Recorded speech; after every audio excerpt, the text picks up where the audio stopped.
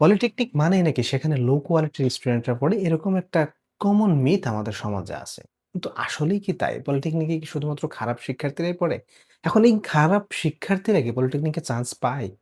বর্তমান সময়ে তো ভর্তি পরীক্ষা চালু হয়েছে। এর আগেও যখন ভর্তি পরীক্ষা ছাড়া জিপিএর ভিত্তিতে ভর্তি হতো, তখনও সর্বোচ্চ জিপিএধারী শিক্ষার্থীরাই কেবল পলিটেকনিক স্টুডেন্টরা চান্স পেত।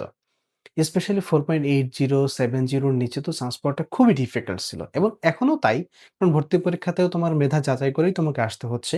তো সেই জায়গাতে হয়তোবা কিছু পলিটেকনিকে আছে যেগুলো হয়তোবা প্রপার অ্যাপ্লিকেশন পড়ে নাই সামহাউ অথবা বেসরকারি পলিটেকনিকের কথা যদি আমি বলি, সেই জায়গাগুলোতে হয়তোবা সহজে একজন মানুষ ভর্তি হতে পারতেছে। এবং এই কিছু সংখ্যক মানুষকে দিয়ে তুমি তো আসলে পুরো একটা ইন্ডাস্ট্রিকে জাজ করতে পারো না।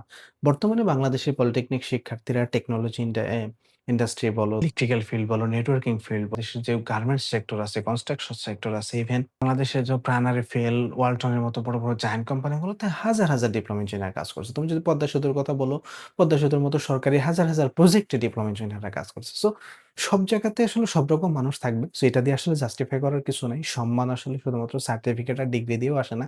তোমার এবিলিটি, তোমার কাজ, তুমি আসলে কি করতেছো সেটা দিয়ে আসে। সো ওই কে কি বলল যে এখানে শুধুমাত্র খারাপ স্টুডেন্টরা পড়ে? তুমি তো জানো ভাই চান্স পাইতে গেলে তোমার কতটা কি খসাইতে হবে। সো সেই জায়গা থেকে আসলে একটা গুটি কয়েক মানুষকে দিয়ে পুরো একটা ইন্ডাস্ট্রিকে জাজ করা কোনোভাবেই উচিত না।